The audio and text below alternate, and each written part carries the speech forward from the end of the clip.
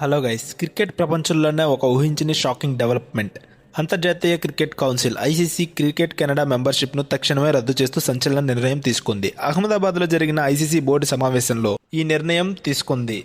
అయితే ఈ నిర్ణయం వెనుక మన బీసీసీ పాత్ర ఉందా? అసలు కెనడా బోర్డు ఏం తప్పు చేసింది? మరి రాబోయే ఐసీసీ టోర్నమెంట్లో కెనడా జట్టు ఆడుతుందా లేదా? వీటన్నిటి వెనుక ఉన్న అసలు నిజాలేంటి? ఈ వీడియోలో క్లియర్ కట్గా చూద్దాం. వీడియోని ఎండ్ వరకు చూడండి, చాలా బాగుంటుంది.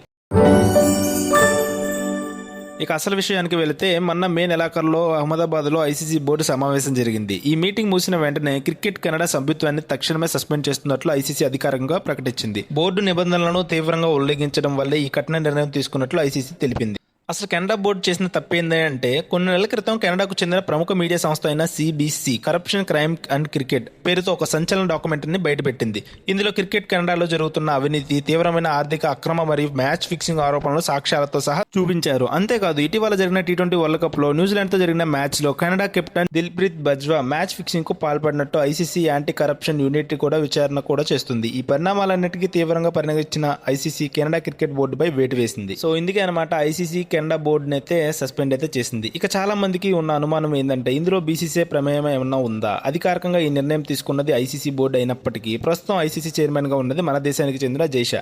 అలాగే ఈ కీలక సమావేశం జరిగింది కూడా గుజరాత్ లోనే, అహ్మదాబాద్ లోనే. క్రికెట్ కెనడాలో జరుగుతున్న వ్యవహారాలపై బీసీసీ ప్రతినిధి దేవజిత్ సైకియా కూడా గతంలో శ్రీలంకలో ఐసీసీ అధికారులతో కలిసి సమీక్షలు జరిపారు. కాబట్టి క్రికెట్ లో అవినీతిని సహించబోమని బీసీసీ మరియు ఐసీసీ సంయుక్త కఠిన వైఖరి వల్లే ఈ నిర్ణయం వేగంగా జరిగిందని విశ్లేషకులు భావిస్తున్నారు. ఇప్పుడు చాలా మందికి వచ్చే డౌట్ ఏంటంటే, బోర్డు అయితే సస్పెండ్ అయింది, మరి Canada cricket team ICC tournament లో ఆడుతుందా? ఇక్కడ ఐసీసీకి ఒక గుడ్ న్యూస్ చెప్పింది. బోర్డు తప్పుల వల్ల ఆటగాళ్లు నష్టపోకూడదని ఐసీసీ భావించింది. అందుకే సస్పెన్షన్ కాలంలో కూడా కెనడా జాతీయ క్రికెట్ జట్టు ఐసీసీ టోర్నమెంట్ లో ఆడేందుకు అనుమతి ఇచ్చింది. అయితే ఇక్కడ ఒక ట్విస్ట్ ఉంది. అదేంటంటే, క్రికెట్ కెనడాకు వచ్చే ఐసీసీ ఫండింగ్ ను, అంటే డబ్బులను ఐసీసీ పూర్తిగా హోల్డ్ లో పెట్టేసింది. ఆటగాళ్ల ప్రోగ్రామ్స్ కోసం అయ్యే ఖర్చులను నేరుగా ఐసీసీ మేనేజ్మెంట్ పర్యవేక్షణలోనే విడుదల చేస్తారు. అంటే కెనడా బోర్డు అధికారుల చేతికి రూపాయి కూడా వెళ్లదు.